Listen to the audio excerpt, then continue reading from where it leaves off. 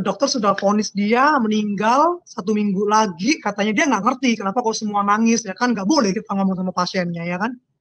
Tapi saya bilang, Tuhan saya pengen adik saya sembuh, waktu itu dia belum ada BPJS. Saya hutang sini sampai 50 juta saya hutang, bayangin. Akhirnya adik saya dapat mujizat, dia bisa sembuh, sekarang dia bisa menjalani kehidupan dengan normal, utang saya yang masih ada. Saya bingung lagi, jatuh lagi dalam dosa, bangun lagi dosa, akhirnya sampai Tuhan memproses saya, Tuhan sampai bilang, andalkan aku. Akhirnya saya benar-benar bertekuk lutut.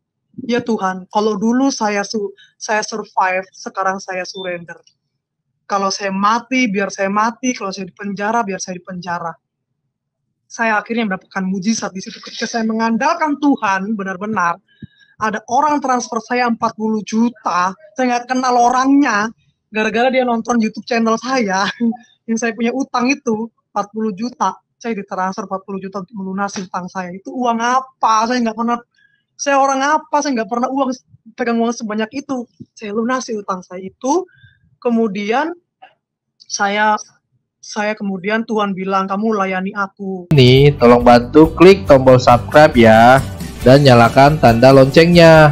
Mari kita sama-sama memuliakan nama Tuhan Yesus di media sosial, khususnya YouTube. Gratis kok, nggak bayar. Saya hitung dari 3 ya. 3, 2, 1. Terima kasih. Tuhan Yesus memberkati. Selamat menonton. Shalom, Om Swastiastu, salam kebajikan bagi kita semua, dimanapun kita berada pada saat ini.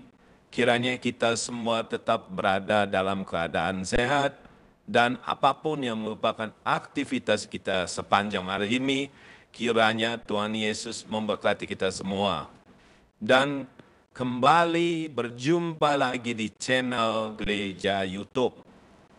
Bersama saya, wartawan Gereja YouTube yang baru terima Tuhan Yesus dan akhirnya melayani di Gereja YouTube. Terima kasih buat kesempatan yang diberikan ini, saya bisa melayani di Gereja YouTube ini. Baik, terima kasih buat teman-teman semua dan juga para sahabat yang sudah mendukung perkembangan channel ini dengan setia, dan kiranya kita tetap menggunakan untuk menjadi berkat bagi semua orang, khususnya saya sendiri. Baik, saudara sebangsa dan setanah air Indonesia, teman-teman, pada video kali ini saya akan membagikan kepada kita semua video yang bisa menjadi berkat, video kesaksian yang sangat luar biasa.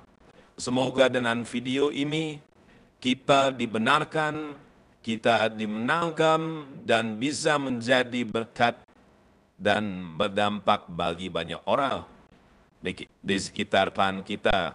Jangan lupa bagikan video ini, karena bagian dari pemberitaan Injil ini adalah membagikan video ini ke grup WhatsApp, Facebook, dan lainnya. Itu adalah bagian dari pelayanan memuliakan nama Tuhan. Tanpa berlama-lama, mari kita sama-sama nonton. Itu iki Horas kata. Wah, Gitu. Horas. Jadi di mana? Di Medan ini sekarang. Di Medan sekarang. Kami karena ini di Medan, tinggal di mana?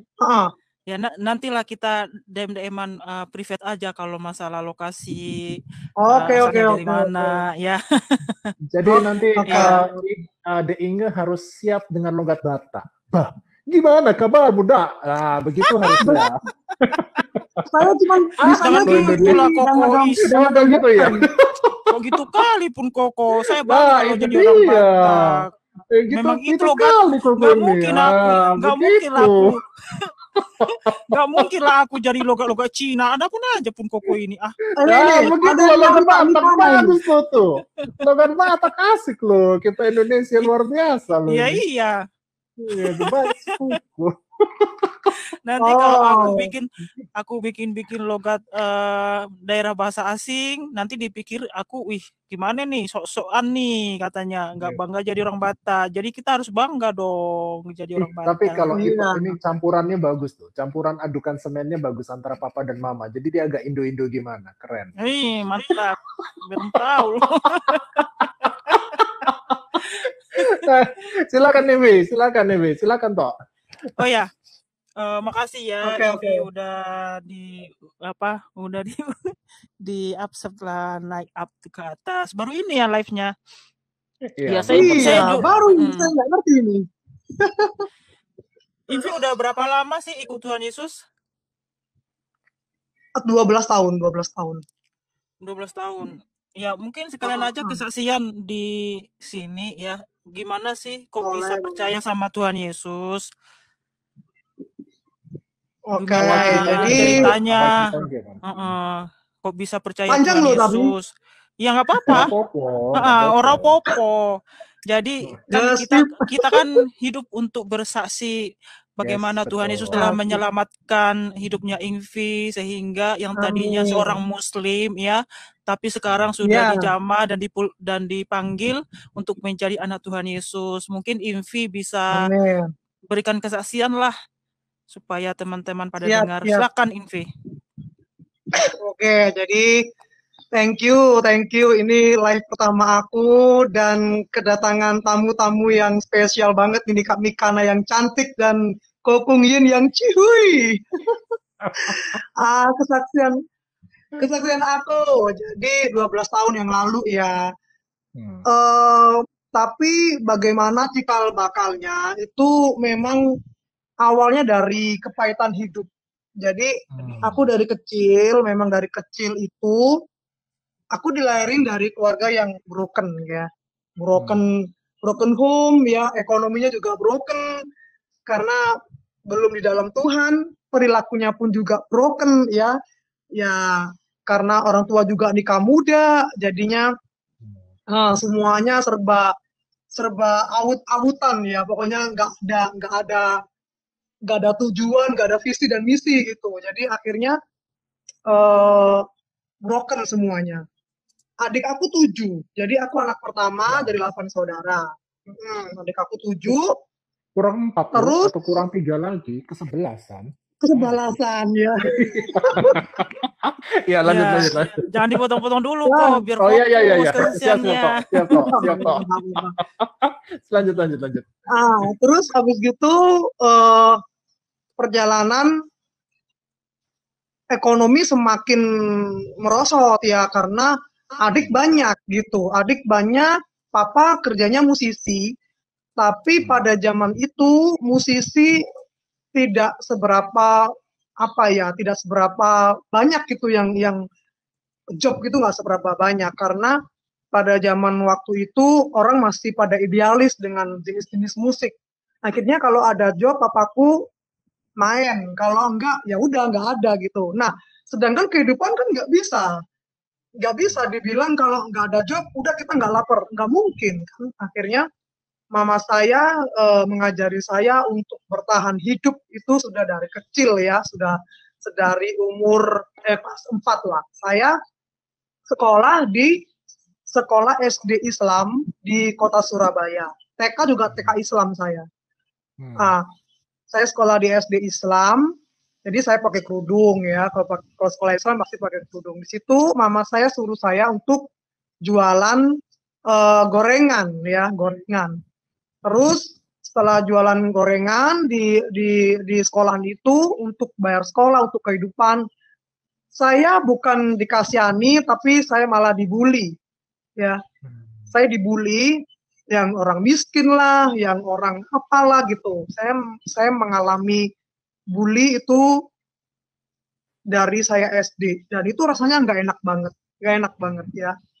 Dari kalangan, mohon maaf, dari kalangan guru, dari kalangan teman-teman itu juga membuli dan itu saya masih ingat sampai sekarang dan itu rasanya nggak enak gitu ya. Makanya saya himbau buat teman-teman stop bullying, stop. Karena nggak semua orang memiliki mental yang kuat loh. Kalau misalkan mentalnya nggak kuat, gimana? Kan ya dia bisa putus sekolah gitu. Terus selain itu juga uangnya nggak cukup kalau cuma buat gorengan di sekolah. Saya sering bolos untuk jualan-jualan di luar, jualan kue, jualan donat gitu. Mama saya yang bikin, saya sama adik saya kandung yang merupakan ibu dari anak adopsi saya, ya. Saya sama dia itu main-main sambil jualan-jualan ya. Saya cuman tidurnya kayak alas karpet begini aja dulu. Ini sudah bagus dulu kardus gitu ya. Udah saya kayak pinggang gitu berjajar-jajar gitu. Kosnya cuma sepetak. Anaknya waktu itu masih anak berapa? Anak 4 kali ya. Kosnya cuma sepetak. Jadi makan ya sehari 2 kali udah puji Tuhan gitu ya. Makan telur mah udah enak gitu, udah mewah gitu. Makanan sultan itu sudah. Terus habis gitu dari sekolah saya mesti jualan, sekolah, jualan, kayak gitu. Sampai akhirnya saya SMP, orang tua saya udah nggak sanggup nyekolahin, saya sekolahin diambil alih sama nenek kakek, ya. Saya tetap sekolah di SMP Islam, ya, di Surabaya, saya mendalaminya. Buat teman-teman yang selalu komen, bohong, murtadin bodong, murtadin bohongan, nggak ngerti saya maksudnya gimana ya. Nah, saya kalau suruh membuktikan dan membaca Al-Quran, maaf, saya tidak mau. Ya, saya tidak mau. Saya tidak mau mengucapkan mantra-mantra itu lagi. Bagi saya sudah melupakan. Apakah lupa? Tidak. Itu tidak bisa lupa. Karena saya dari TK, SD, SMP, saya mengaji. Itu nggak bisa lupa. Ya, bahkan di sekolah saya itu diajari namanya Arab Pego. Arab Pego itu apa ya namanya? Arab gundul. Jadi misalkan kalau bahasa kalau di Al-Quran itu kan ada harokat-harokatnya ya. Tapi kalau orang Arab Pego itu nggak ada harokatnya. Jadi misalkan kalau di Al-Quran itu nggak ada huruf C, nggak ada huruf eng itu N sama G, itu nggak ada. Huruf C, huruf eng itu nggak ada. Nah itu kalau di Arab Pego, Arab gundul itu ada. Jadi saya bisa nulis Ingvi Rizky Ramadan pakai huruf Arab gundul itu bisa. Ini namanya Arab Pego karena saya sekolah di sekolah Islam yang diajarkan itu. Tapi kalau suruh melafalkan lagi, saya nggak mau ya. Buat teman-teman yang lagi nonton live saya juga, saya menegaskan saya tidak mau. Terserah teman-teman percaya apa enggak. Saya murtadin bodong. Ada yang ngomong ini demi Indomie. Lah masa saya murtadin demi Indomie? Atau singgung saya itu ya. Iya. Kalau demi rumah di rumah Bonafit gitu masih oke lah, masa demi Indomie ya? Saya nggak mau lah. Nah terus Indomie ya. Terus habis gitu saya dari mana tadi? Saya SMP dialih sama nenek kakek saya di SMP Islam, kemudian saya SMA diambil lagi sama mama saya. Tetap aja nggak bisa biayain kan. Saya sekolah, akhirnya saya daftar di sekolah negeri dan saya masuk sekolah negeri di salah satu kota Surabaya. Dan saya sekolah negeri ini saya nggak ada duit nih buat bayar SPP, buat makan, buat ini. Lah adik saya Silsi, belum kenalan. Nih, masih malu dia. Adik saya Silsi itu ngajarin, ayo Mbak, kita ini aja nyari duit di jalanan. Dia ngamen ini dia nih tadi. Gak apa-apa, aku elek katanya. Gak apa-apa ini. 1, 2, 3-nya penampakannya. Emang adiknya udah ikut percaya Tuhan Yesus juga? Udah. Belum doakan ya. Dia sudah dibaptis juga, tapi dia masih belum yakin 100% dan saya masih terus ini untuk mendoakan dia nih. Dia ada orangnya. Amin. Jadi proses penginjilan yang orangnya tahu ya ini. Ya akhirnya dulu dia masih aku SMP aku SMA dia masih di bawah aku. Dia kan selisih 3 tahun. Selisih 3 tahun dia bilang ayo Mbak kita di jalanan aja. Ngapain? Ngamen aja jual koran. Aduh saya bilang. Nah saya SMA ya. SMA itu belasan tahun masih anak itu masih mencari jati diri ya, malu lah, seneng sama lawan jenis, udah mulai gimana ya, udah mulai ngerti malu gitu ya. Tapi gimana? Lapar katanya. demi perut ya. demi perut nih, sekolah nggak ada makanan gitu. Yaudahlah ya kita jalanan nih. Di jalanan saya jualan koran, saya ngamen di situ. Dah di situ lah bullying saya yang kedua. Ya, di mana saya sudah merasa benar-benar Tuhan ini gimana sih gitu. Ceritanya saya mesti pakai jilbab walaupun saya sekolah di SMA negeri karena sudah terbiasa ya. Sudah terbiasa. Terus kemudian saya ngamen setiap hari tuh bawa uang receh, yang separuh buat saya sekolah, yang separuh buat keluarga gitu. Dan kalau saya masih lapar ya, nih saya nyuri tahu isi tuh beneran. Setiap hari saya nyuri tahu isinya ibu kantin ini. Ya tuh Tuhan, saya kalau inget itu Tuhan, saya pengen ganti gitu ya. Diberkati lah ibu itu. Lapar, uangnya nggak cukup ya, pengen sekolah. Nggak tahu isinya tapi bertahun-tahun, bayangin aja. Aduh Tuhan. Terus habis gitu dibully lagi sama teman-teman, pengamen ini, saya nangis gitu ya. Dan saya kalau ujian, kan saya nggak pernah bayar SPP nih. Saya kalau ujian tuh nggak di kelas nih, saya diusir nih sama guru saya. Ya bisa di sebelah kamar mandi, bisa di di ruang guru, bisa di mana. Pokoknya saya nggak pernah gabung sama teman-teman sekolah gitu ya. Jadi nilai saya asli loh ya. Ada yang komen mungkin ibu kantin tahu. Maaf ya Bu kantin. Terus habis gitu ganti ya Tuhan berkati saya. Terus habis gitu saya waktu itu sampai pernah ketangkep Pol PP ya. Namanya orang di jalanan itu musuhnya adalah polisi Pamong Praja. Ya, saya ketangkep Pol PP itu sih berapa kali sih? 3 kali, sama saya juga 3 kali berarti. Nah, di Pol PP ini itu kan dinas sosial gitulah, dinas sosial ya namanya dinas sosial ya, bagaikan penjara ya, lihat aja makanannya begitu ya. Aduh, udah ngamen, ditangkap Pol PP lagi ya. Di Alkitab itu kan ada tulisan orang sakit kusta. Nah, saya tanya sama orang-orang kebanyakan, tahu nggak sih kalian sakit kusta? Karena sakit kusta tuh lepra itu loh ya. Nah ini kalau temen-temen gabung tidur makan sama orang kusta, ya mohon maaf ya. Itu saya bisa bener-bener bayangin aman yang sakit kusta itu ya. Itu bener-bener kulit itu sampai jari ini habis dimakan sakitnya loh. Dan mohon maaf itu baunya bener-bener nggak nyaman. Kasihan bener-bener. Ya Tuhan, saya ini dibawa Tuhan, gue bilang dulu tuh ya Allah gitu ya. Saya sholat tuh ya, siang, malam, pagi, ini ada yang komen saya, ini mbaknya dulu Islamnya nggak sholat, ini Islamnya nggak ngaji. Ya elah, saya bilang, itu komennya teman-teman yang di TikTok itu ya. Saya di situ sholat ini, saya kenapa di sini, keluar lagi, dikeluarin, masuk lagi, keluar lagi, masuk lagi gitu ya. Itu sampai saya disitulah saya itu ketemu sama macam-macam kehidupan, ketemu sama macam-macam. Aku pernah ini mengalami juga pelecehan seksual.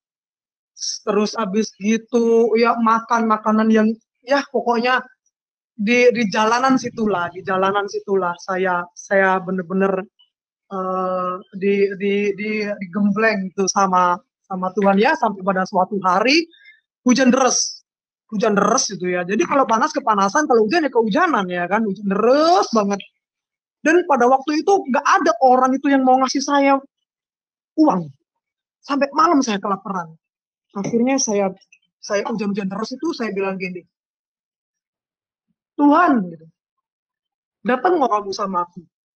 Ayo kita berperkara. Ayo kita berantem, saya bilang. Maksudnya apa? Kamu ciptain aku ke dunia ini maksudnya apa?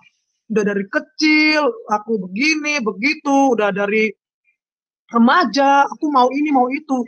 Sampai kamu bikin aku masuk keluar dinas sosial, sampai kamu bikin aku kelaparan. Kesini kamu turun, ayo. Kamu turun, aku mau, kalau orang Jawa bilang lek-lekan gitu loh. Ayo sini, ayo kita berantem lah gitu. Ayo, biar kamu tuannya orang Islam, tuannya orang Kristen, tuannya orang Katolik, tuannya orang Buddha, tuannya orang Hindu, turun kamu ke sini. Ayo perkara sama aku. Aku capek hidup kayak gini, aku capek gitu ya.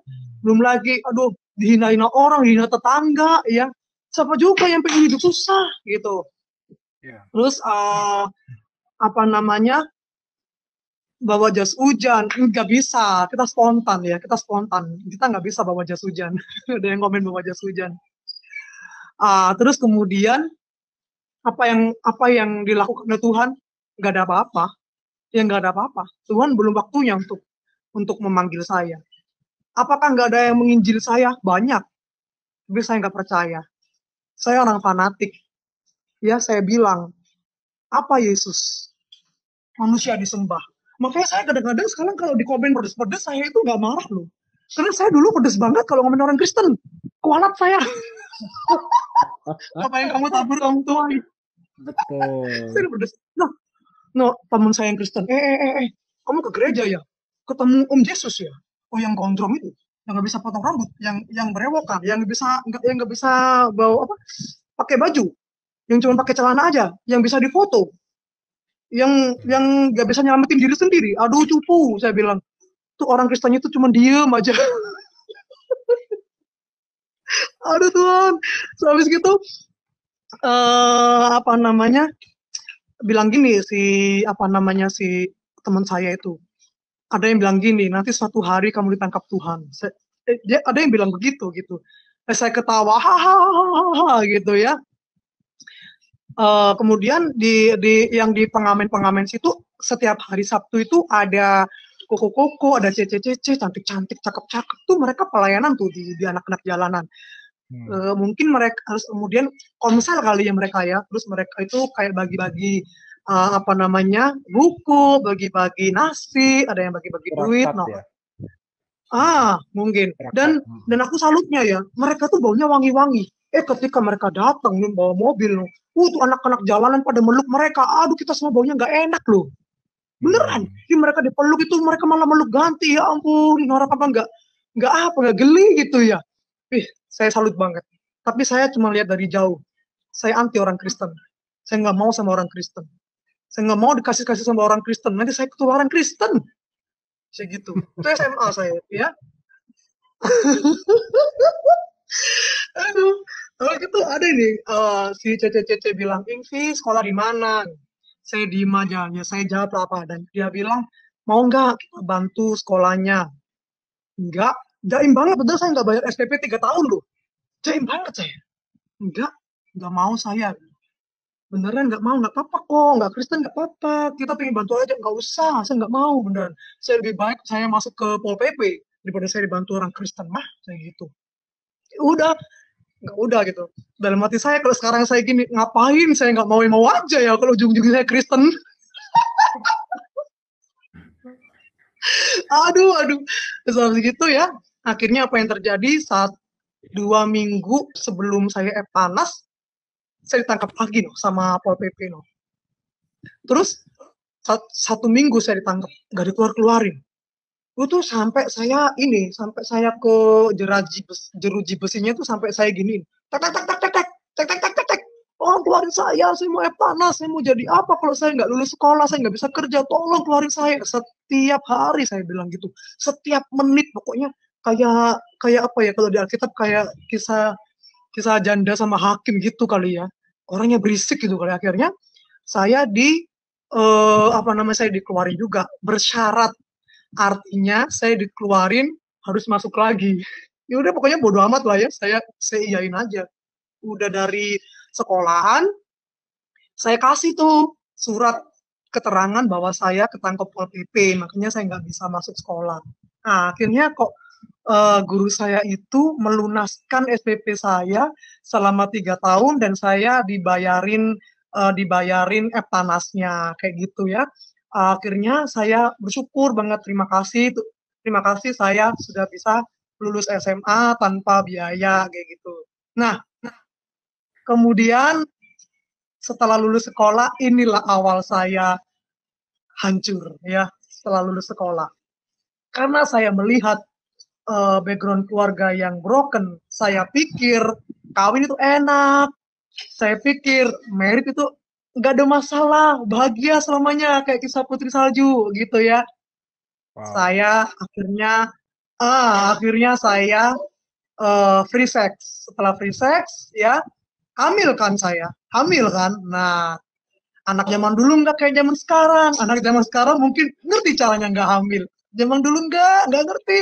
Hamil dah. Akhirnya melahirkan. Oke. Serius. Tapi memang begitu kenyataan. Kayaknya angkatannya 11-12 sama Koko ya dirimu ya, masih jual koran dong. Angkatan berapa dirimu 88 ya? aku lahir tahun 88 aku. Oh, lebih tua Iya. Koko berarti. Selisih 5 tahun lebih tua. Oh iya. Terus Oke, silakan lanjut lagi, Vi. akhirnya saya menikah. Wah, digebukin loh tiap hari. Ya, saya menikah tuh digebukin tiap hari kan. Saya masih muslim kan ceritanya ini ya. Digebukin mah tiap hari. Nah, ini di hidung aku ini ada satu muncul tulang nih ya. Ini tulangnya mencong nih kan, digebuk helm nih. Plak gitu ya, helm nih. Jadi wah, berdarah ini. Ini kayak begini tulangnya nih kalau kelihatan nih tulangnya. Nah, terus tiap hari ya, aku hamil si anakku Lewi namanya. Dulu namanya bukan Lewi, namanya Muhammad Baruna El Serizi. Sekarang namanya Lewi Habel. Terus saya dipulangin ke orang tua. Orang tua saya tanya dong, kenapa kamu pulangin anak saya? Mantan suami saya bilang apa? Udah gak cinta lagi bu, daripada saya selingkuh, ini saya pulangin. Coba dah, bunting deh saya. Aduh, ini jawaban macam mana gitu. Udah, akhirnya pulang. Akhirnya saya dibiayain mama saya melahirkan kayak gitu. Setelah saya melahirkan, saya kerja untuk memenuhi kebutuhan saya sama anak saya. Nah, ternyata memenuhi kebutuhan jadi single parent itu susah. Gaji saya nggak cukup buat saya sama anak saya. Nah, saya kerja di klinik kecantikan yang isinya semuanya cewek. Akhirnya ada satu profesi yang dekat sama saya. Temen beliin saya diapers, beliin saya susu, baik banget setiap hari, baik banget. Udah sampai berapa bulan dia bilang gini, aku suka loh sama kamu. Dia cewek, kaya pokoknya. Aku suka sama kamu. Gimana kalau kita cari jalan bareng? Aku diem. Laki-laki juga bikin pahit kok. Dulu bapakku bikin aku pahit, suamiku bikin aku pahit. Kalau sama wanita ngerti perasaan aku kan, baik juga dia. Dia juga bisa memenuhi kebutuhan. Aku sikat ya. Udah aku sikat aja nah. Jadilah aku lesbian ya. Akhirnya aku terjerat di LGBT. Sekitar kalau nggak salah 2 tahun lah. Aku dikuliahin. Aku kuliah di Fakultas Psikologi, tapi nggak lulus. Ya, ntar cari tanya dah. Cuman sampai 4 semester kali ya. Terus aku di situ dibiayain juga sekolah public speaking. Jadi dulu aku sempat jadi penyiar radio, freelance announcer, presenter TV-TV lokal. Aku juga jadi master of ceremony alias MC ya di beberapa IO, di beberapa acara lah pokoknya ya. Terus aku kuliah. Nah, ketemulah sama laki-laki nih. Dia bilang, itu siapa gitu kan. Biasa, kalau LGBT nggak mungkin. Kita bilang, itu pacarku. Nggak mungkin juga kan. Dia bilang, itu kakak aku gitu. Terus dia bilang gini, udah kamu nggak usah bohong lah gitu. Itu bukan kakak kamu gitu.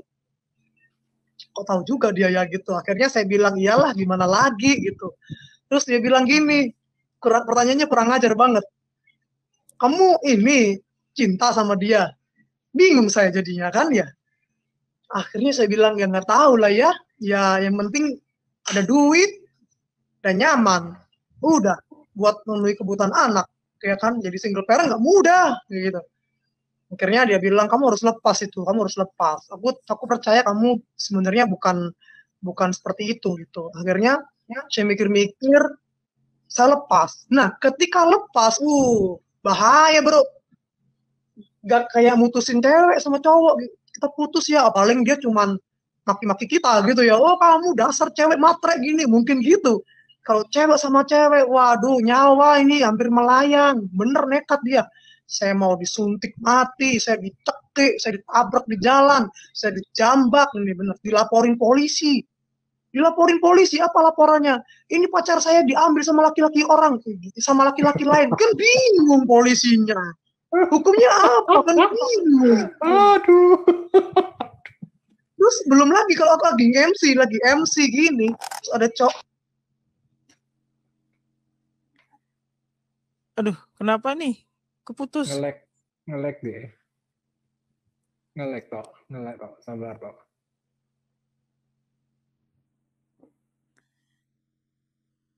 Iya. Ngelek. Memang kalau sudah kesaksian kayak begitu.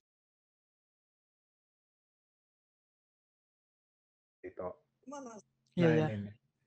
Ya, lanjut. Itu kan adopsi saya itu kan alergi keringetnya sendiri. Jadi kalau keringetnya dia keringetan, dia merah-merah itu sampai kemana-mana, terus dia pilek kalau kena kipas angin. Saya doa sama Tuhan, saya nggak mampu beli AC Tuhan, saya nggak punya duit. Tapi ini kan anak adopsi kan kamu sendiri yang nyuruh saya adopsi. Ya udah terserah Tuhan. Besoknya ada yang kirim AC loh. Itu kan belum percaya sama Tuhan Yesus, Ingvi. Yang mana? Yang Ingvi tadi sabar, masih nge-lag lagi. Ini Ingvi sekarang lagi di mana ya? Jangan ke belakang Ingvi, soalnya jaringannya nge-lag jadinya. Halo Ingvi?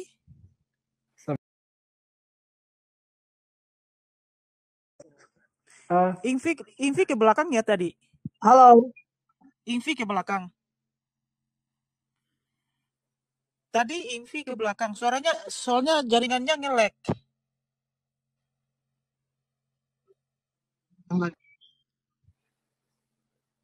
Iya, jaringannya agak ini. Tadi lampu mati. Oh, lampu mati. Nih. Oke. Ingvi di replay sedikit ya. Tadi keputusnya.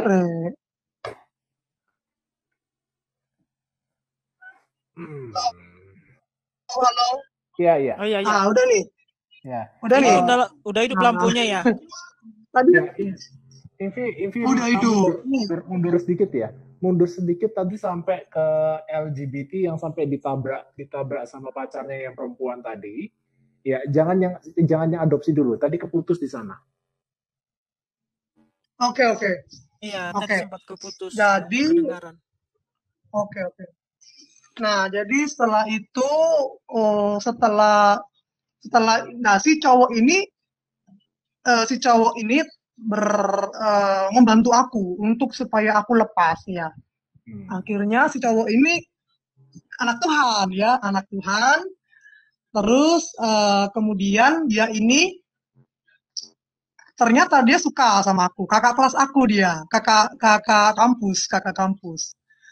Nah, kemudian dia ternyata suka sama aku. Nah, kita ada di dalam dosa yang sama ya.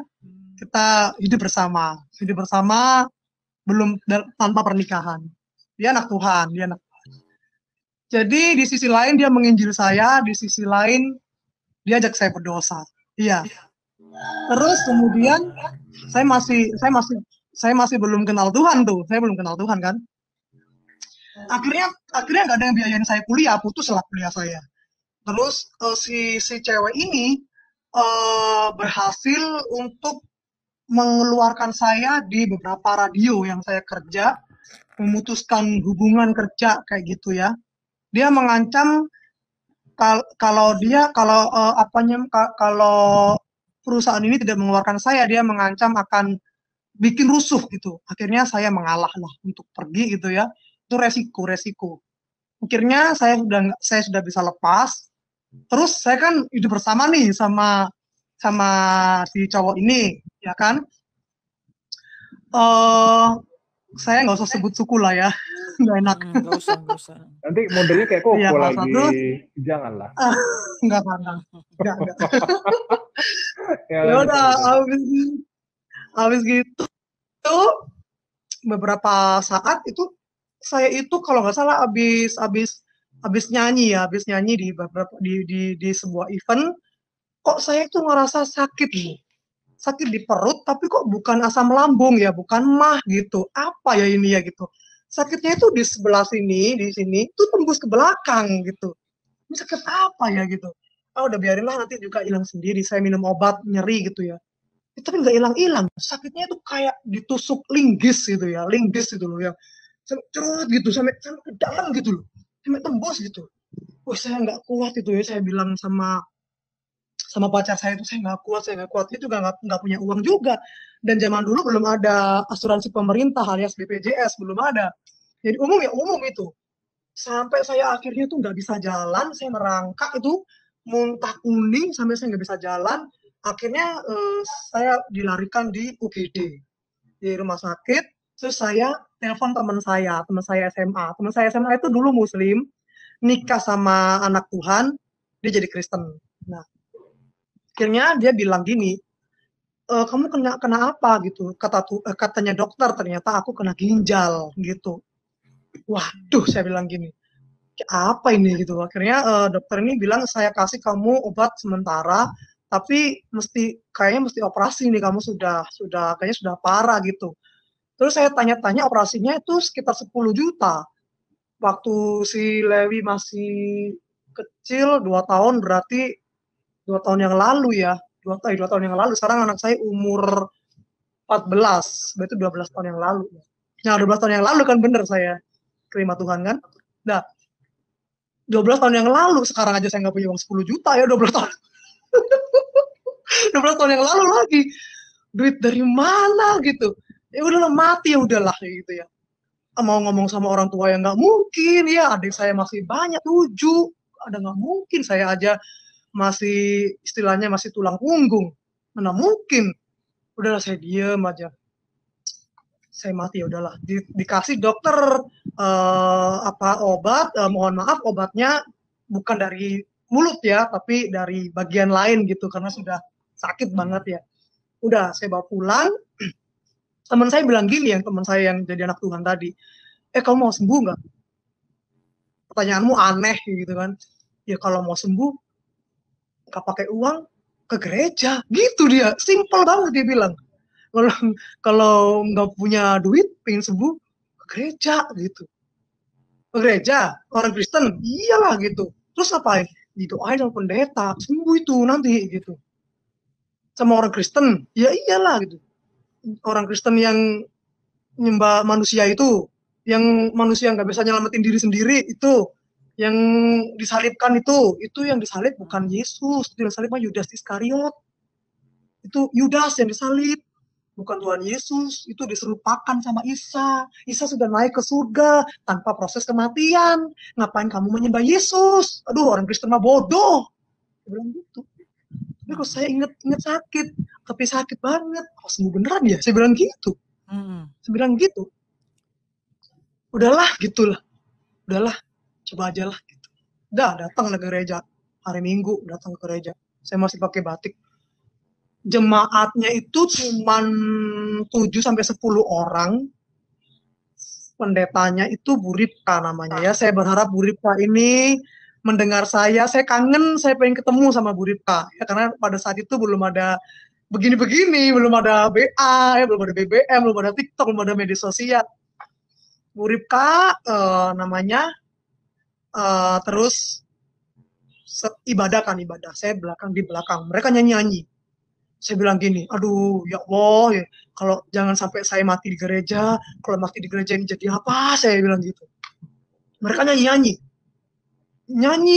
sedih nangis, seneng, sedih nyanyi, bahagia nyanyi, mati nyanyi. Saya bingung sama orang Kristen.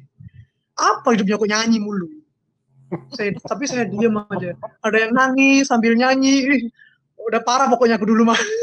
Udah nangis sambil nyanyi, saya liatin tolak gini. Terus ada satu lagu nih yang menyentuh hati saya, tapi nggak masuk akal di logika saya. Nih begini nyanyinya. Penyertaanmu sempurna, rancanganmu penuh damai, aman dan sejahtera, walau di tengah badai. Ingin ku selalu bersama, rasakan keindahan, arti kehadiranmu Tuhan. Itu aku benar-benar ingat dalam hatiku, gimana rasanya aman dan damai di tengah badai. Gimana? Ini orang Kristen ngada-ngada nih. Gimana caranya aman ini tapi nyanyi di tengah badai, nyanyi tengah badai ya takut ya kan, nah, tengah badai nyanyi. Terus tapi kok di hati aku ini kok enak gitu loh ya.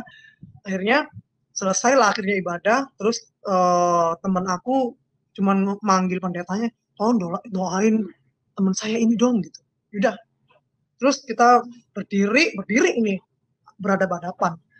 Pendetanya itu lama gitu ngeliatin aku. Kita liatin ganti ya. Pantang gini, ada apa nih orang lihat? Habis itu dia peluk aku gitu kan, dia peluk.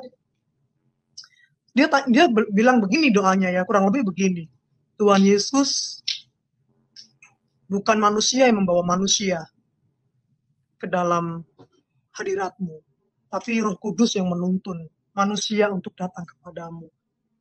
Tuhan, ampunilah Tuhan dosa anak ini. Buset, dukun nih orang bilang gitu. Ngerti banget nih aku penuh dosa ya kan. Tuhan Yesus ampuni dosa anak muda ini. Betapa kelamnya masa lalunya. Aku tambah buset gitu aku. Orang ini aku kok sampai tahu begitu. Orang teman saya nggak ngomong apa-apa, teman saya juga nggak tahu apa-apa, teman-teman saya nggak ngerti gitu kan. Terus betapa kelamnya masa lalunya, betapa hancurnya hatinya, betapa pahitnya hatinya. Aku mulai diem tuh. Terus ampuni Tuhan, ampuni gitu. Dan Tuhan ajar dia juga untuk mengampuni setiap orang yang bersalah kepada dia. Tahu nggak? Itu sebenarnya hatiku itu ya. Aku tuh pengen bunuh papaku. Papaku lah penyebab kehancuran hidupku, kepahitan hidupku. Aku nggak dihargai laki-laki. Aku nggak dihargai sama suamiku. Aku nggak dihargai sama teman-temanku. Aku dibully. Papaku lah penyebabnya.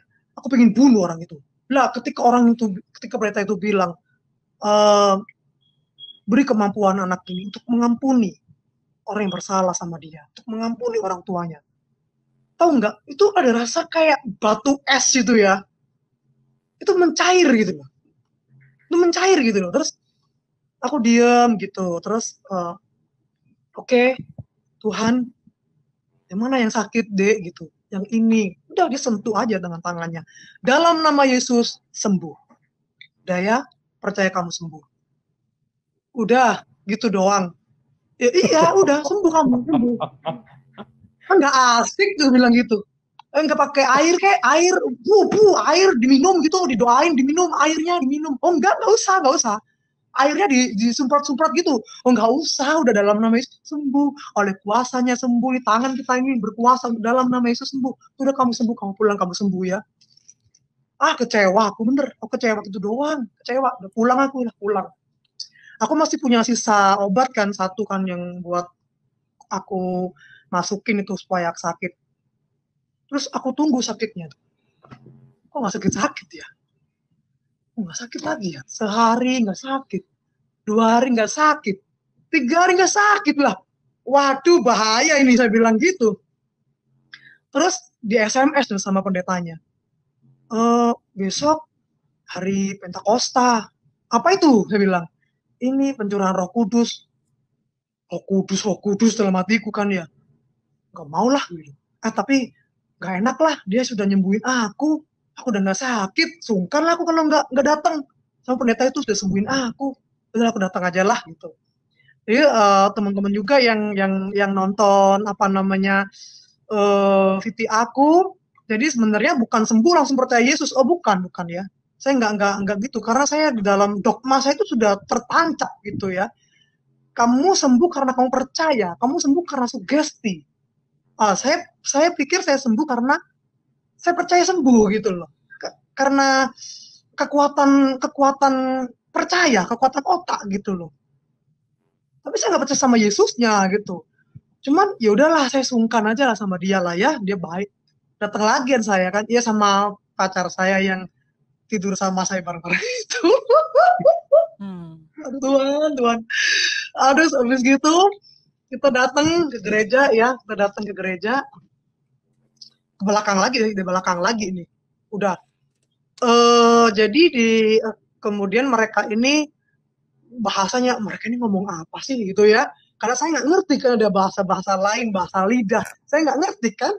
Apa sih mereka ini orang gila, bener-bener orang gila nih gitu kan. Pencurahan Roh Kudus itu kan. Pentakosta kan. Wih, saya makin takut tau nggak. Ih, orang-orang gila semuanya gitu.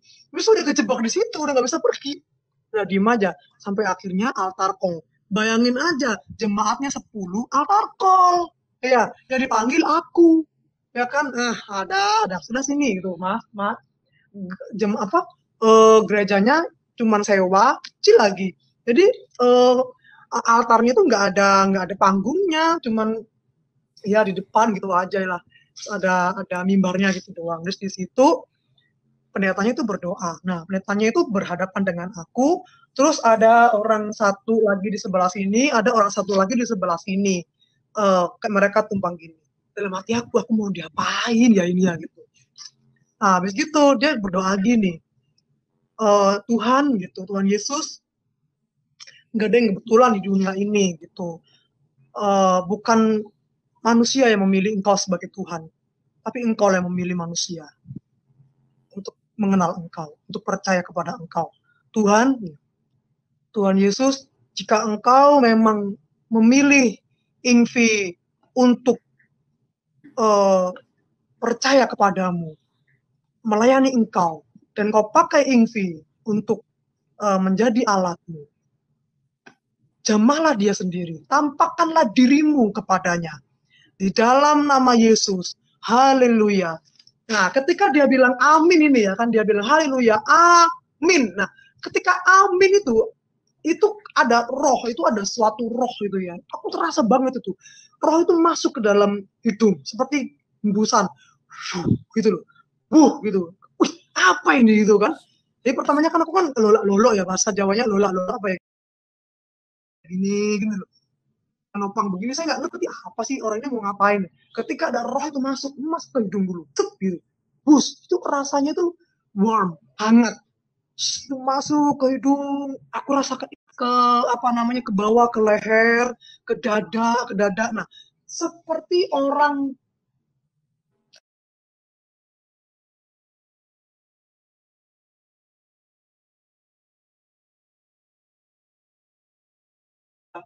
bilang kerasukan.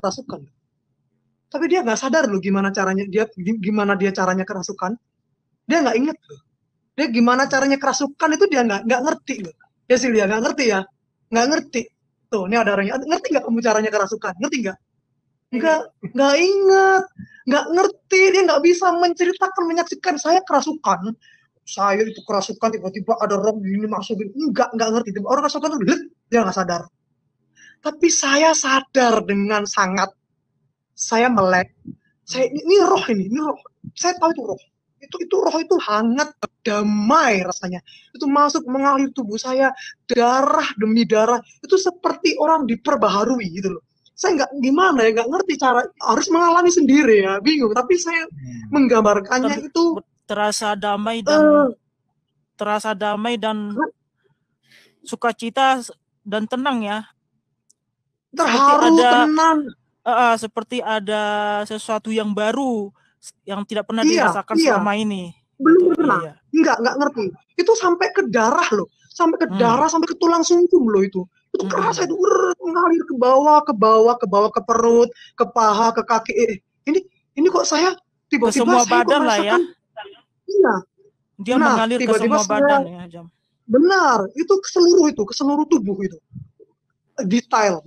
Jadi mereka berdoa dengan bahasa lidah. Saya merasakan pengalaman supranatural yang nggak pernah saya rasakan, tapi saya sadar gitu ya. Itu langsung saya rebah. Nah, saya baru tahu fungsinya orang-orang ini. Untuk menangkap saya kalau rebahnya kan dia nggak ngerti rebahnya ke sini atau ke sini ya. Dia berjaga-jaga. Ternyata saya rebahnya itu ke depan, tersungkur saya. Ketika saya tersyukur, nah saya itu langsung tanya, karena saya tahu itu pekerjaan Tuhan. Saya tanya, siapakah engkau Tuhan? Saya tanya. Dan kagetnya saya dengar loh, akulah Yesus yang selama ini kamu hina-hina itu. Wah, nangis saya. Aku dengar audible. Aku dengar. Aku nggak bisa menyangkal itu. Aku nggak bisa menyangkal. Bener, aku benar-benar aku nangis jadi-jadinya. Aku malu dengan diriku. Aku malu, aku nangis, Tuhan, aku nangis, dan aku bisa berbahasa lidah saat itu juga sebelum saya dibaptis oleh air. Saya bisa berbahasa lidah, saya bisa berbahasa roh saat itu juga bersama mereka. Dan roh itulah yang membuat saya kuat di dalam apapun. Dan ketika saya Kristen, itu begitu banyak batu sandungan ya, karena akhirnya saya menikah kan. Singkat cerita, saya pulang ya, saya percaya baptiskan saya, tapi pendeta ini mengatakan jangan dulu, kamu mesti kamu mengalami supranatural, tapi kamu harus mengerti secara Alkitab siapa Yesus, mengapa Yesus turun ke dunia, apa konsep Tritunggal. Saya diajar sama beliau, saya diajar tentang Tuhan Yesus, kemudian saya dibaptis. Singkat cerita saya menikah kan sama si teman saya cowok ini ya, saya menikah, tetapi karena saya janda kan, anak satu, saya tidak disetujui sama mertua saya, tapi saya tetap menikah. Nah, ketika saya menikah di Surabaya, si keluarganya bapaknya si Lewi ini, anak saya ini, dengar kalau saya masuk Kristen. Nah, mereka mau mengambil alih anak saya untuk masuk ke keluarga mereka supaya tidak ikut Kristen gitu kan. Saya nggak mau dong, saya nggak mau. Saya mau anak saya juga selamat gitu. Akhirnya ini tanggung jawab saya, Tuhan. Akhirnya kami berdua nekat untuk pergi ke Jakarta, ke tempat dia berasal.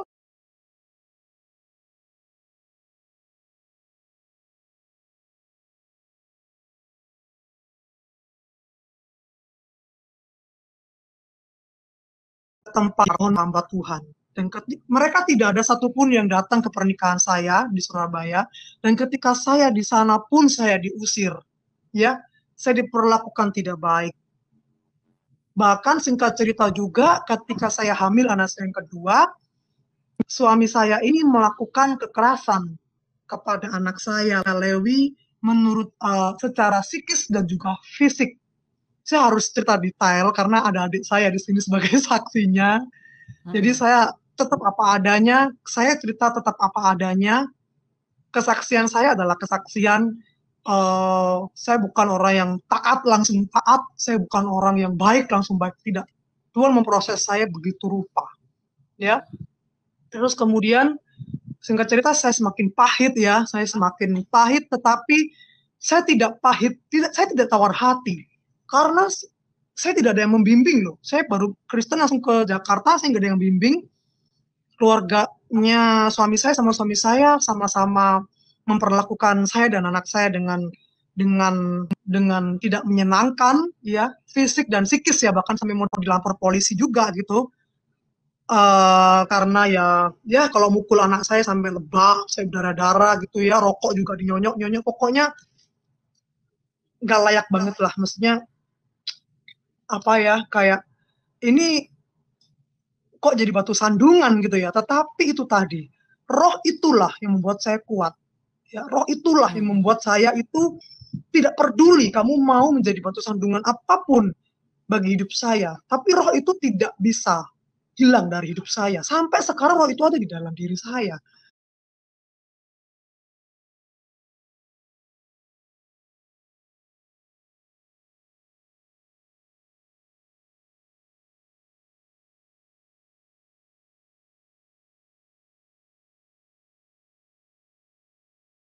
Tuhan 17 kali benar-benar anak saya ini babak belur ya. Dia menyuruh saya untuk memilih anak saya atau suami. Dengan sangat terpaksa saya memilih anak saya. dengan sangat terpaksa. Makanya ada teman-teman saya yang bilang, teman-teman TikTok bilang, cerainya adalah dalam keadaan Kristen atau Islam. Pertama Islam, kedua Kristen. Karena saya udah nggak ngerti lagi ya, saya udah berserah sama Tuhan, saya udah nggak tahu lagi jadi apa anak saya. Lama-lama ya udah, tinggal nggak tahu, udah babak belur, udah menurut psikis dan fisik juga, mental juga, badan juga gitu ya. Dan saya pulang ke Surabaya, tidak membawa apapun juga. Saya mengawali lagi, di situ keluarga saya mulai double menghujat. Katanya anak Tuhan, kok kelakuannya seperti anak setan. Kelakuannya seperti iblis. Katanya orang Kristen begini dan begitu. Saya cuma diam. Pada kenyataannya memang begitu, tapi saya nggak bisa mengingkari ketuhanan Yesus. Saya nggak bisa mengingkari kebenaran Allah gitu yang ada di dalam hidup saya. Saya cuma bilang sama keluarga saya bahwa manusia bisa melakukan apapun, tetapi saya tidak bisa melepaskan Tuhan. Ya, saya yang pada awalnya mama saya kalau ditanyain sama orang-orang kenapa anaknya masuk Kristen, katanya karena menikah dengan suaminya. Tetapi buktinya sampai hari ini, saya masih Kristen. Saya masih anak Tuhan gitu ya. Mungkin ini juga diizinkan terjadi untuk membuktikan bahwa bukan karena menikah saya ini mengenal Tuhan. Ya. Secara efeknya anak saya yang pertama ini mengalami kepahitan. Sampai sekarang dia memberontak, dia tidak mau ke gereja, dia tidak mau ibadah, dia tidak mau sekolah. Itu pergumulan saya yang begitu berat, tapi saya percaya bahwa Tuhan pasti akan menolong dia, Tuhan akan menjamah dia dengan cara Tuhan sendiri, seperti Tuhan menjamah saya waktu itu. Dan kemudian saya melahirkan anak saya 2 ya. Di tengah kepahitan itu, saya menjadi single parent dengan 2 anak, saya masih jatuh bangun di dalam dosa, dan saya masih berpikir kalau misalkan saya mengandalkan Tuhan 100%, kalau nggak cukup uangnya gimana? Secara gaji saya nggak cukup buat anak-anak saya 2. Saya masih belum mengandalkan Tuhan 100%. Sampai pada akhirnya saya menikah lagi, ya. Saya menikah lagi, yang ketiga, itu sayanya yang dibabak belurin. Ya, saya yang dikebukin. Saya yang mau dibunuh di depan anak-anak saya. Kembali lagi, saya berpisah lagi. Karena Tuhan sudah mengingatkan saya untuk tidak menikah sama dia. Tapi saya berpikir secara logika, saya ini butuh suami untuk anak-anak saya. Tetapi ternyata bukan suami solusi hidup saya. Akhirnya saya kembali gagal dengan dia membawa semua harta saya. Udah saya miskin dibawa semua lagi ya, motor, HP, itu barang-barang itu. Udah kembali saya miskin. Tapi saya tetap Tuhan ini kemudian saya kapok di situ. Di situ saya kapok. Akhirnya Tuhan, udahlah Tuhan, saya menyerah. Terus si adik saya ini sakit ya. Udah keadaan begitu, adik saya sakit penyakit dalam. Dokter sudah vonis dia meninggal 1 minggu lagi. Katanya dia nggak ngerti kenapa kok semua nangis, ya kan nggak boleh kita ngomong sama pasiennya, ya kan. Tapi saya bilang, Tuhan, saya pengen adik saya sembuh. Waktu itu dia belum ada BPJS. Saya hutang sini sampai 50 juta saya hutang. Bayangin.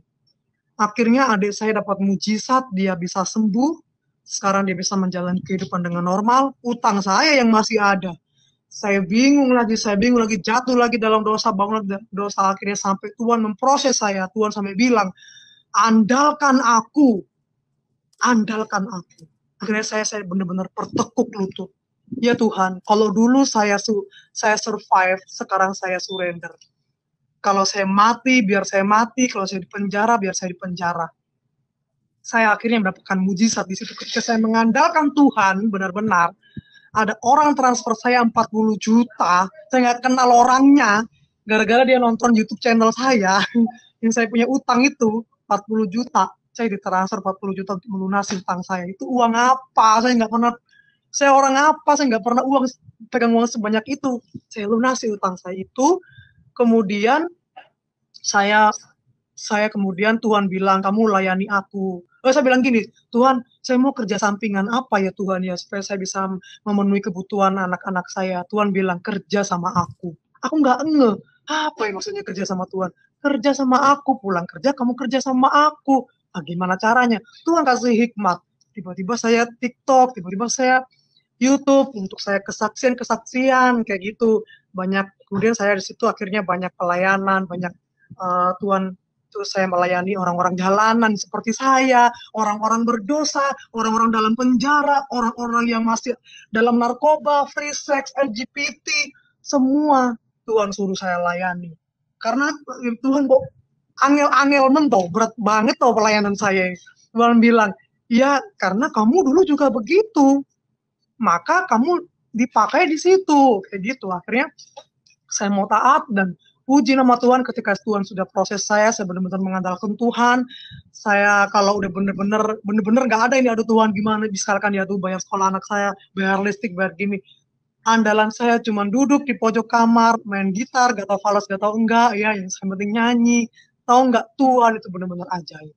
Saya sampai detik ini bisa memberkati orang, bisa ngasih makan adik saya, bisa kasih mama saya, bisa menyekolahkan anak-anak, ya bahkan Tuhan juga menyuruh saya untuk mengadopsi anaknya adik saya ini, Silsi ini, untuk saya adopsi. Tuhan sendiri yang menyuruh saya memberikan dia nama Lydia.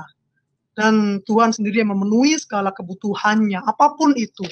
Jadi itu kesaksian saya yang panjang banget. Semoga nggak bosen. Jadi banyak kegagalan, banyak keputusan yang salah ya. Buat teman-teman di sana jangan meniru kegagalan saya, jangan meniru keputusan yang salah. Tapi teladanilah saya dalam hal yang sekarang ini untuk percaya sama Tuhan, mengandalkan Tuhan 100%. Percayalah, kalau hari ini Tuhan izinkan kamu hidup, itu artinya Tuhan memberikan kamu solusi, nggak mungkin nggak. Kalau udah mati ya udah selesai. Tapi kalau masih melek mata, berarti ada solusinya. Karena apa? Tuhan itu adalah jalan, kebenaran, dan hidup. Berarti kalau kita ikut Tuhan, berarti nggak mungkin nggak ada jalan. Kan Tuhannya jalan, ya kan? Aku adalah jalan. Dia jalan, kayak gitu ya. Jadi, Tuhan Yesus memberkati semuanya. Itu kesaksian saya ya. Wow, luar biasa kesaksiannya. Saudari kita ingin membenci Tuhan Yesus, mengatakan, ngapain percaya sama Yesus? Yesus itu kan manusia. Orang Kristen itu orang bodoh karena menyembah manusia. Yesus tidak disalib, Yesus hanya diangkat ke langit, gak disalib, diserupakan, dan lain sebagainya, bla bla bla. Tapi ada firman Tuhan tertulis ya, aku datang bukan mencari orang benar, tetapi mencari orang berdosa supaya mereka bertobat dan dipulihkan. Dan salah satu bukti dari firman Tuhan ya yang tertulis dalam Alkitab nyata di dalam hidup Ingvi ya, Ingvi telah menggenapi juga firman Tuhan, di mana akan banyak jiwa-jiwa yang datang kepada Tuhan Yesus yang tadinya membenci, yang tadinya masa lalu kelam, tetapi Tuhan Yesus pilih Ingvi ya, dan Tuhan Yesus sendiri yang berbicara kepada Ingvi ya. Makanya berulang kali kita saksikan ya, berulang kali kita katakan kepada saudara-saudara bahwa Allah di dalam iman Kristen itu bisa kita buktikan eksistensinya. Dia benar-benar ada, hidup, nyata, dan berkuasa. Ketika dia datang menjamah Ingvi, dia berbicara langsung. Ketika Ingvi bertanya, siapakah engkau? Akulah Yesus yang engkau hina itu selama ini. Haleluya. Dan itu pula yang dikatakannya kepada Rasul Paulus ya, di dalam Alkitab, di Kisah Para Rasul 9, bagaimana Rasul Paulus berjumpa dengan Tuhan Yesus. Ketika dulu Paulus adalah seorang penganiaya jemaat. Dia membenci orang Kristen karena dia pikir orang Kristen yang paling terkutuk di dunia ini karena menuhankan manusia. Ya, tetapi ketika Tuhan Yesus datang, Rasul Paulus juga bertanya, siapa engkau Tuhan? Akulah Yesus yang engkau aniaya itu. Haleluya. Saya mau meneteskan air mata karena bahagia gitu, terharu. Tuhan Yesus saya hidup, Tuhan Yesus saya ada. Haleluya. Aduh, segala puji, syukur, dan hormat hanya bagi Dia. Karena semua agama-agama ya, maksud saya bukannya agama pagan di dunia ini, mereka menyembah batu, menyembah pohon. Ketika mereka memanggil sesembahannya, tidak pernah menjawab, tidak pernah menyatakan dirinya. Ya karena apa? Karena dia bukan bukan sesembahan yang benar, karena Tuhan juga berfirman di dalam Alkitab ya, di dunia ini banyak Allah asing, jangan kamu mengikuti Allah asing. Ulangan 6 ayat 4. Dengarlah hai orang Israel, Allah kita itu Esa. Artinya Allah yang benar adalah Yeshua HaMasiah, Yod-Heh-Vaveh. Yod-Heh-Vaveh adalah Yesus Kristus itu sendiri yang telah datang dari sorga ke dunia untuk menyelamatkan kita. Makanya Tuhan Yesus menyatakan di Yohanes 8 ayat 24, kalau kamu tidak percaya bahwa aku adalah Yod-Heh-Vaveh, atau Allah itu sendiri, kamu akan mati dalam dosamu.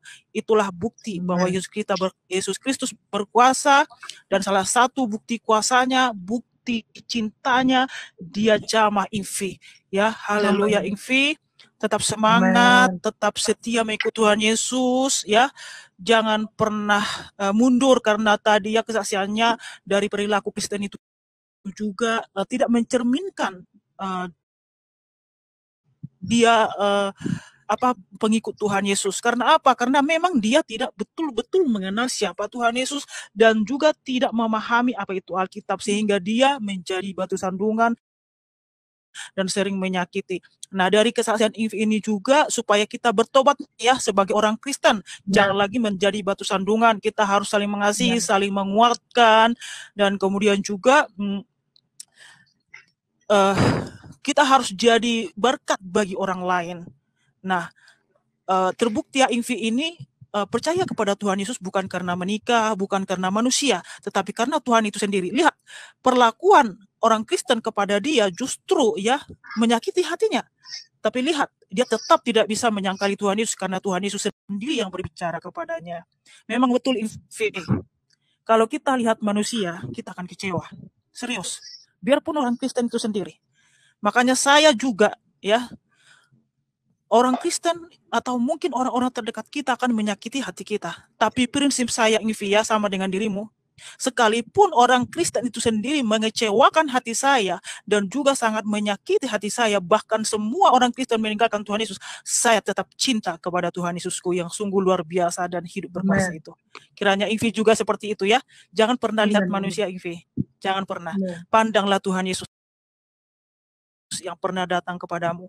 Karena apa? Hidup kita di dunia ini cuma sementara, Ingvi. Tapi nanti tempat kita yang kekal adalah di surga. Makanya Tuhan Yesus menyatakan di Yohanes 10 ayat 28, aku memberikan hidup kekal kepada pengikutku, dan pengikutku pasti tidak binasa. Jadi setialah Ingvi, ya, kerajaan surga ada pada dirimu, kamu tidak akan binasa. Nah, teman-teman yang sudah menonton, jangan lupa ya di subscribe YouTube-nya Ivi Lewihana ya. Di situ sudah saya cantolin ya nama channel YouTube-nya Ivi Lewihana. Dukung ya teman-teman supaya juga bisa pelayanannya lancar ya, dengan cara menonton video-video para Kristuber sudah mendukung pelayanan kami ya untuk pelayanan. Dan Ivi ini juga kan ya, kami mengucapkan terima kasih buat teman-teman yang sudah subscribe, buat channelnya Ivi, buat juga channel kita semua yang Kristen YouTuber atau upload ya. Tuhan Yesuslah yang membalas semua kebaikan kalian. Oke, silakan kalau ada dari Koko. Oke, saudara. Itu dia videonya. Cukup menarik ya. Kalau menurut kalian gimana, silakan tulis pendapat kalian di kolom komentar. Jangan lupa like dan subscribe channel ini untuk informasi update dan menarik lainnya. Oh ya, saya perlu kasih tahu dulu saudara-saudara di YouTube ini mengenai kegiatan kemarin itu ya saudara, yaitu mengenai membantu pertumbuhan gereja, membangun jemaat-jemaat yang ada di daerah. Sebagai sesama manusia kita saling mendukung. Terima kasih bagi Bapak Ibu semua yang sudah mendukung kegiatan pelayanan kita ya. Ya, yang sudah mendoakan juga. Kalau namanya ikut donasi, Tuhan berkati saudara-saudara. Dukung terus semuanya program kegiatan pelayanan gereja YouTube, karena gereja YouTube ini masih banyak program-program. Bahkan kita ada namanya program membantu gereja di pelosok-pelosok. Tempat ibadah yang tadinya tidak layak, saudara. kita coba untuk emas bagaimana tempat ibadah tersebut bisa layak untuk dikatakan tempat ibadah. Banyak saudara, tempat-tempat ibadah di pedesaan tidak layak gitu.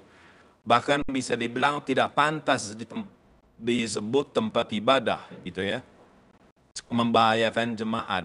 Maka dari itu kami Gereja YouTube mencoba membuat kegiatan CMC, yaitu Gerakan Membangun Gereja. Tujuan dari CMC ini tugas dari CMC ini banyak saudara. Salah satunya selain membangun wujud atau raga gereja atau dibilang fisik biar layak digunakan, selain itu mencoba untuk sampai ke legalitas perizinan gereja tersebut gitu ya. Jadi selama ini kan banyak sekali gereja ditutup karena alasan IMB atau alasan nggak punya izin dari SKB 2 Menteri. Kita bantu coba agar gereja-gereja yang tidak memiliki izin, gereja bisa sepantasnya layak untuk perizinan. Gitu ya saudara. Nah kalau mau tahu kegiatan kita, mau tahu sampai mana proses kinerja gereja YouTube, soal GMG ini, ayo jadi member gereja YouTube.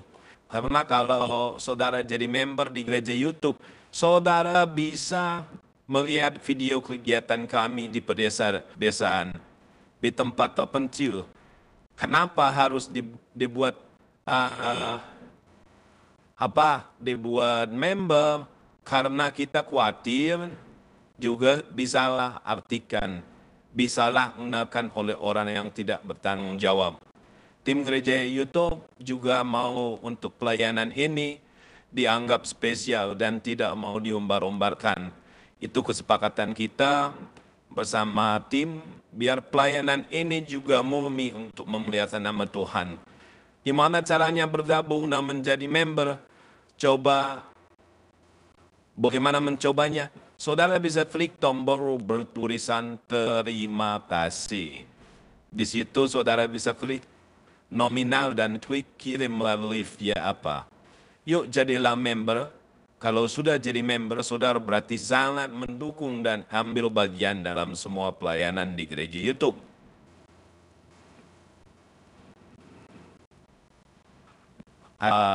Saudara juga bisa mendukung dan ambil bagian dalam pelayanan gereja YouTube ini. Selain itu bisa berdonasi untuk pelayanan ini melalui nomor rekening.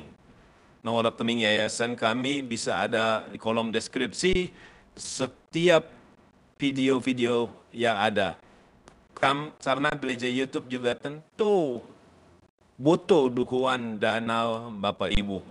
Tapi ingat, kepada saudara-saudara yang tergerak hatinya untuk ikut membantu pelayanan gereja YouTube. Segenap keluarga besar gereja YouTube mengucapkan terima kasih. Tuhan Yesus memberkati. Saudara-saudara, satu lagi, ada yang nanya, berapa sih bisa dukung untuk kegiatan pelayanan kita di daerah ini, Bang? Saudara-saudara, untuk mendukung pelayanan ini berapapun bisa, saudara. Di sini ayo bergandengan tangan saja gitu. Bisa 5.000, 10.000, 20.000, 100.000, dan seterusnya. Tentu akan sangat berdampak bila pada akhirnya kita sama-sama melakukannya. Sama-sama bergandengan tangan. Jadi mari Bapak Ibu, saudara-saudara gereja YouTube, mari dukung. Saya percaya apa yang ditabur oleh Bapak Ibu tentu akan Bapak Ibu dapatkan sendiri. Seperti yang Alkitab katakan bahwa tak pernah orang yang rajin memberi menjadi miskin, justru akan menjadi berkat banyak orang. Dan pastinya tiada berkesudahan. Bapak Ibu dan saudara-saudara gereja YouTube tidak akan mengalami kekurangannya. Karena sumber berkat itu Tuhan sendiri, dan tentu orang yang sering memberkati juga akan senantiasa diberkati. Karena Alkitab berkata, bilang barang siapa yang menabur kepadanya, pun juga akan diberikan tuaian. Dia juga akan menuai. Ingat, menabur banyak, menuai banyak. Menabur sedikit, menuai sedikit. Saudara-saudara gereja YouTube, udah paham kan tentang hal ini? Tapi yang jelas, poin terpenting adalah apa yang bisa kita buat, apa yang bisa kita bantu. Itulah yang paling penting. Mari kita saling bahu-membahu. Ya, saudara-saudara. Oh ya, Bapak Ibu, saudara-saudara gereja YouTube, semuanya itu mengenai kegiatan GMG Gerakan Membantu Gereja tadi ya. Oh iya, satu lagi ada pengumuman yang menanya, kalau saudara tahu tempat gereja atau saudara punya gereja belum layak, ibaratnya masih 30-50% gitu, gerejanya, hancurnya gitu, paling tidak gitu ya, 50%. Dan gerejanya itu ada di sekitar saudara, saudara bisa infokan kami. Atau hubungi nomor yang ada di deskripsi. Nanti tim kita akan follow up karena sudah ada beberapa gereja juga kita laksanakan. Jangan malu, karena ini demi kebaikan kita bersama. Demi kebaikan memuliakan nama Tuhan. Kalau ada yang tanya dari mana sumbernya, dananya Tuhan pasti sediakan gitu ya. Tuhan pasti pertemukan dengan orang-orang baik. Orang-orang yang mau memberi dan mau menjadi berkat. Sebenarnya sudah banyak saudara-saudara yang kita pegang perihal ini, lagi berjalan juga ada gitu. Jadi jangan malu, infokan langsung biar kita follow up. Kalau gereja itu layak kan kita juga senang saudara. Apalagi makin banyak gereja-gereja yang bertumbuh gitu. Ayo kita gunakan platform gereja YouTube, channel YouTube ini untuk menyalurkan dan menjembatani gereja-gereja di pedesaan. Gereja-gereja yang belum layak, sebisa mungkin kita layakkan. Itulah program tahun ini dari gereja YouTube. Kalau tahun kemarin kita memang punya tema penuaian jiwa. Ya kan, penuaian jiwa, murtadin dan sebagainya. Kita tampung juga, tapi kalau jiwanya sudah dicari tapi tempatnya tidak ada, sama juga gitu ya, sama aja omong kosong itu kan. Maka dari itu kita terus bergerak dan menjalankan untuk terus maju dan berkembang. Ayo jadi berkat, ayo berdampak, jangan cuman buat sekedar tontonan tapi bisa jadi tuntunan. Itu saudaraku, terima kasih, salam toleransi, Tuhan Yesus memberkati kita semua. God bless you all, saudaraku. Haleluya. Salam dari saya, wartawan Injil.